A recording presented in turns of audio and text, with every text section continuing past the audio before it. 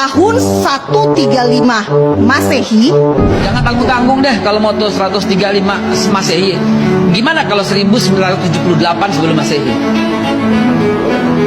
Hah? 1978 sebelum Masehi, lahirnya Nabi Ibrahim di Babilonia, yang kemudian Abraham kalau kata orang Kristen, ya Avram kalau kata orang Ibrani, Ibrahim kalau kata orang kita, adalah orang yang sama. Kemudian dia pindah dari Irak, tanah orang Arab, kemudian pindah kemana? Ke Hebron. Lalu kemudian dia bertemu dengan Sarah, dan kemudian bertemu dengan Hajar. Dari Hajar kemudian lahirlah Ismail, dari Sarah kemudian lahirlah Ishak. Apa agama Nabi Ishak? Apa agama Nabi Ismail? Apa agama Nabi Ibrahim? Apa yang ditinggalkan? Kelihatan yang ditinggalkan oleh Ibrahim adalah Masjidil Aqsa untuk Nabi Ishak, dan Masjidil Haram untuk Nabi Ismail. Sampai di sini sudah jelas. Kemana Kristen? Belum ada, Mbak. 325 Masehi ntar, Pak. Dengan Konstantinus nanti di Konsili Nisea. Yahudi udah ada?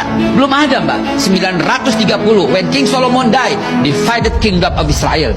Baru pecah dua kerajaan Israel ketika Nabi Sulaiman wafat. Kalau mau cerita jangan tanggung-tanggung. Sejak awal manusia aja saya bisa ceritain sekarang.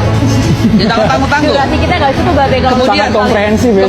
Kemudian setelah Nabi Allah Ishak memiliki anaknya dikasih nama Israel alias Yakub.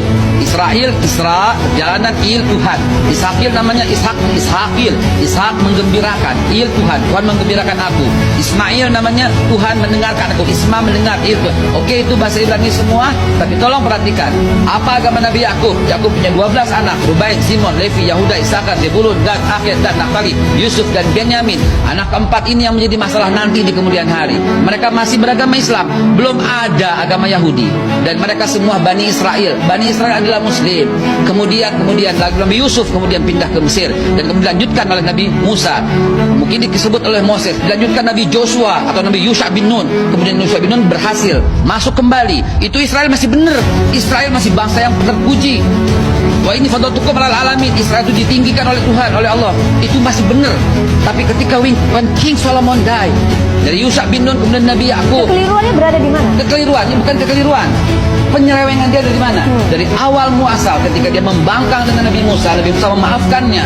Kemudian sampai Nabi Yusha bin Nun berhasil membawa kembali ke tanah Palestina, ke tanah yang disucikan, tanah yang dijanjikan.